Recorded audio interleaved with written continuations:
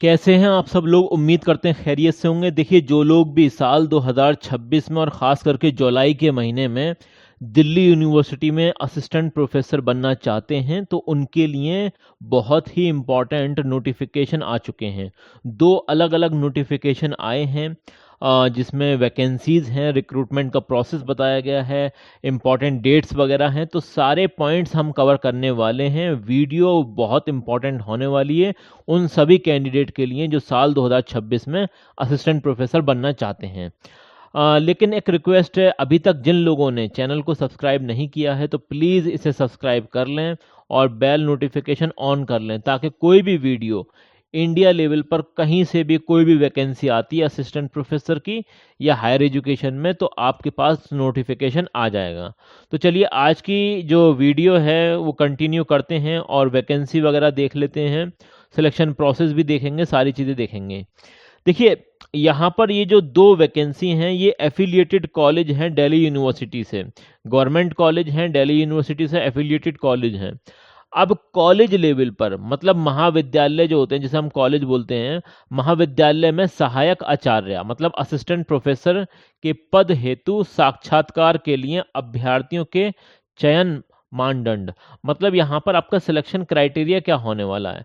तो देखिए, यहाँ पर आपका एपीआई स्कोर प्लस इंटरव्यू यहाँ पर आपका सिलेक्शन का क्राइटेरिया होने वाला है। ठीक है ना। और फाइनली जो डिसाइड होगा वो इंटरव्यू के बेसिस पर ही होगा। एपीआई स्कोर तो एज अ स्क्रीनिंग के तौर पर इस्तेमाल किया जाता है।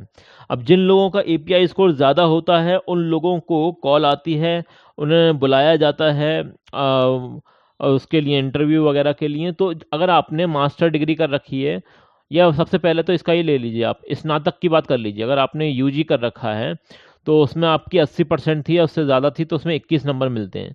देखिए, यूनिवर्सिटी लेवल पर असिस्टेंट प्रोफेसर की ये जो एपीआई स्कोर होता है इसे निकालने का अलग तरीका होता है, लेकिन अगर हम कॉलेज लेवल पर एपीआई स्कोर निकालते हैं तो उसका थोड़ा सा क्राइटेरिया अलग होता है, इसमें नंबरिंग का थोड़ा सा सिस्टम अलग होता है, वो समझना बेहद ज़रूरी है। अगर आपने यूजी कर रखा है और उसमें 80% या उससे ज़्यादा थी आपकी तो 21 नंबर मिल जाते हैं। इसी तरीके से अलग अलग परसेंटेज के अलग अलग नंबर आपको मिल जाते हैं। तो ये सारे नंबर आप चेक कर लेना, ओके। और अपना एपीआई स्कोर पूरा का पूरा कैलकुलेट करके कमेंट सेक्शन में ज़रूर से बताना ताकि हम आपको कुछ सजेशन दे सकें, ठीक है ना। अगर आपने स्नातकोत्तर मतलब पीजी कर रखा है और उसमें आपकी 80% थी या उससे ज़्यादा थी तो उसमें 25 नंबर आपको मिल जाते हैं। इसी तरीके से जिन लोगों ने एमफिल कर रखा है तो उसमें उनकी 60% थी या उससे ज़्यादा थी तो उसमें 7 नंबर मिल जाते हैं। पीएचडी आपने कर रखी है तो 25 नंबर मिलते हैं।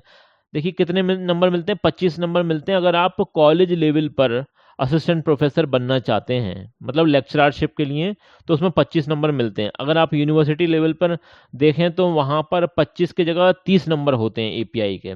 जेआरएफ आपने क्वालिफाई कर रखा है तो यहाँ पर 10 नंबर रहते हैं, खाली नेट के 8 नंबर रहते हैं और सेट की अगर हम बात करें तो यहाँ पर 5 नंबर रहते हैं, ओके।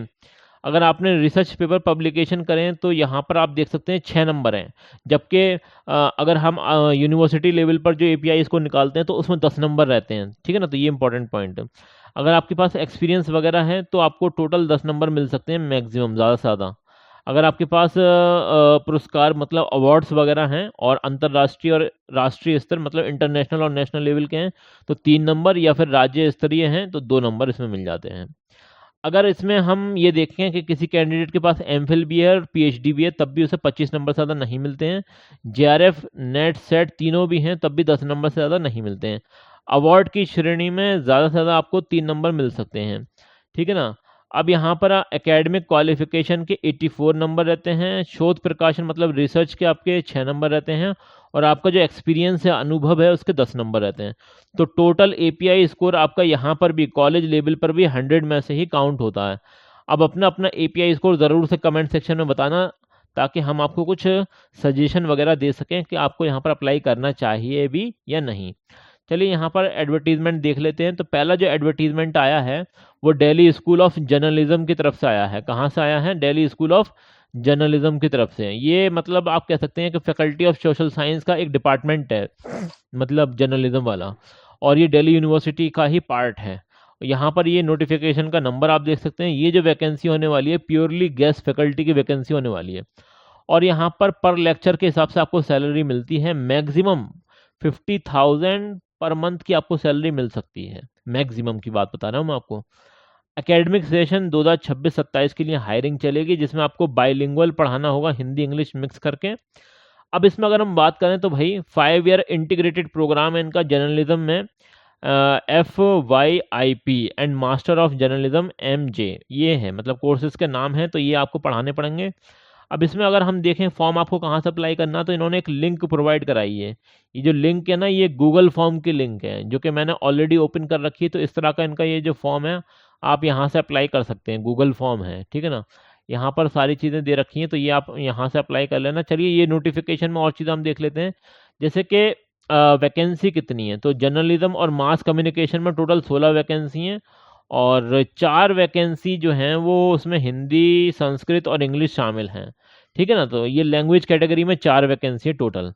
अब इसमें अगर हम देखें तो भाई देखिए यहाँ पर इन्होंने क्लियरली मेंशन कर रखा है, qualification for the guest faculty shall be the same as those prescribed for the appointment of the regular assistant professor of the college under UGC regulation. UGC का जो रेगुलेशन है, ठीक है ना, उसके जो नियम कायदे कानून हैं, जो परमानेंट बेसिस की रिक्रूटमेंट हायरिंग होती है, वही सेम गेस्ट फैकल्टी की भी होने वाली है, ठीक है ना। अलग से यहाँ पर रूल्स एंड रेगुलेशन नहीं होने वाले हैं गेस्ट फैकल्टी के, वही सेम होने वाले हैं जो as a permanent assistant professor के होते हैं। और यहाँ पर क्या लिख रखा है देखिए, ये भी पढ़ लीजिए। The minimum API score required for shortlisting candidate is as prescribed by the university of Delhi. जो दिल्ली यूनिवर्सिटी ने प्रेस्क्राइब कर रखा है, उसी के हिसाब से आपको जो है API के माध्यम से शॉर्टलिस्ट किया जाएगा फॉर इंटरव्यू में, ठीक है ना। तो ये इंपॉर्टेंट पॉइंट है। अब यहाँ पर ये जो ऑनलाइन फॉर्म है, मतलब गूगल फॉर्म है, ये आप 5 जुलाई तक अप्लाई कर सकते हैं, आप अप्लाई करना चाहते हैं। इसके अलावा एक नोटिफिकेशन और भी रह गया, उसे भी हम कवर करने वाले हैं। और इंटरव्यू के जो शेड्यूल वगैरह है, वो सारी चीज़ें आपका जो ऑफिशियल वेबसाइट है उस पर आ जाएगा, उस पर पब्लिश कर दिया जाएगा, ठीक है ना। इंटरव्यू देखिए, ये इंपॉर्टेंट चीज़ है और बहुत अच्छी बात है, ये ऑनलाइन जो है, ऑनलाइन मोड यहाँ पर रख रहे हैं इंटरव्यू का। तो काफ़ी सारे कैंडिडेट के लिए बड़ी ही आसानी होगी। जो दूर दराज के एरिया के लोग हैं, वो ऑनलाइन भी अपना इंटरव्यू दे सकते हैं। अब यहाँ पर जो अगला मतलब नोटिफिकेशन है, उसके बारे में भी हम देख लेते हैं।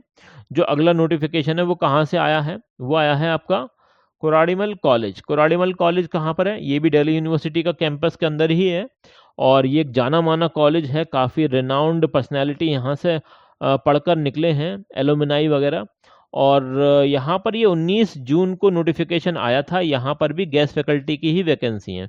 गेस्ट फैकल्टी का मतलब ये है कि आपको यहाँ पर जो 57,700 वाली सैलरी होती है वो नहीं मिलकर, यहाँ पर आपको पर लेक्चर के हिसाब से सैलरी मिलेगी। ओके, मैक्सिमम सैलरी 50,000 मिल सकती है, ठीक है ना। ये ज़्यादातर रहता है इसमें। अब इसमें कंप्यूटर साइंस में वैकेंसी है, केमिस्ट्री में, इकोनॉमिक्स में, हिंदी में है, मैथमेटिक्स में, कॉमर्स में है। रही बात कि यहाँ पर सिलेक्शन का क्राइटेरिया क्या होगा, तो भाई API स्कोर आपका चेक किया जाएगा, प्लस आपका इंटरव्यू प्रेजेंटेशन होने वाला है। ये डिसाइड करेगा कि आपका सिलेक्शन होगा या नहीं होगा। मेन चीज़ तो इसमें इंटरव्यू, और आपकी जो इस यहाँ पर स्क्रीनिंग होगी वो API के माध्यम से होने वाली है। अब यहाँ पर देखिए, application format can be downloaded from the college website. आपको कॉलेज की वेबसाइट से एप्लीकेशन फॉर्म डाउनलोड कर लेना है, और वहीं से आपको पूरा का पूरा फॉर्म फिलअप करना है। अगर इसमें हाँ, शायद उन्होंने दे भी रखा है, नीचे फॉर्म दे रखा है, हाँ ये दे रखा है नीचे। ये पूरा का पूरा फॉर्म है, मैं आपको दिखा देता हूँ। ये एक ऑफलाइन फॉर्म है, मतलब आपको उसको प्रिंट आउट कराना पड़ेगा और पेन से भरना पड़ेगा। यहाँ पर फोटो चिपका लेना अपना, और यहाँ पर बेसिक डिटेल आपको फिलअप करनी है। एकेडमिक क्वालिफिकेशन के बारे में यहाँ मेंशन कर देना। अगर इसमें कोई परेशानी आ रही है, कोई बात समझ में नहीं आ रही है, तो आप कमेंट सेक्शन में मुझसे पूछ सकते हैं, ओके। या फिर लिंक्डइन में भी मेरा अकाउंट है, वहाँ पर भी आप मुझसे कांटेक्ट कर सकते हैं। टीचिंग एक्सपीरियंस के बारे में आप यहाँ पर बता सकते हैं ना, और सारी चीज़ें यहाँ मेंशन कर सकते हैं। प्लस जैसे ही आप इसे भरेंगे, उसके बाद क्या करना है आपको, इसके साथ जो भी ज़रूरी डॉक्यूमेंट्स वगैरह हैं, अगर आपका एक्सपीरियंस है, उसका सर्टिफिकेट वगैरह है, सबकी फ़ोटो कॉपी आपको लगानी है, ठीक है ना। उसके बाद आपको क्या करना है, ये पढ़िए, देखिए ये इंपॉर्टेंट पॉइंट है। Application along with all self attested copies of the requisite document should be sent to the principal office में आपको भेजना है, Kirori Mal college, university of Delhi, ठीक है ना। रजिस्टर्ड स्पीड पोस्ट के माध्यम से submitted personally in the college office on or before. देखिए आप खुद जाकर भी जमा कर सकते हैं, ऐसा नहीं है कि भाई स्पीड पोस्ट के माध्यम से ही करेंगे, पर्सनली भी कर सकते हैं और स्पीड पोस्ट के माध्यम से भी कर सकते हैं।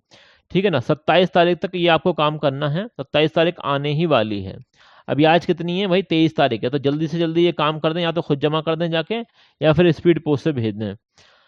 The envelope containing the application should be, अगर आप स्पीड पोस्ट से भेज रहे हैं तो एनवेलप जो होता है उसके ऊपर क्लियरली मेंशन कर देना डिपार्टमेंट का नाम वगैरह सारी चीज़ें, ठीक है ना। Date and time of interview आपको डिस्प्ले कर दी जाएगी कॉलेज की वेबसाइट पर, ये इन्होंने बोल रखा है। अब ये इनका ऑफिशियल नोटिफिकेशन है जो मैं आपको दिखा रहा हूँ, और इसी से आपको जो है प्रिंट आउट कराना है अपना फॉर्म, और फॉर्म को आप फिलअप कर सकते हैं। इसमें अगर कोई आपको परेशानी आ रही है, कोई पॉइंट समझ में नहीं आ रहा है, तो आप हमसे कांटेक्ट कर सकते हैं, हमसे पूछ सकते हैं, ठीक है ना।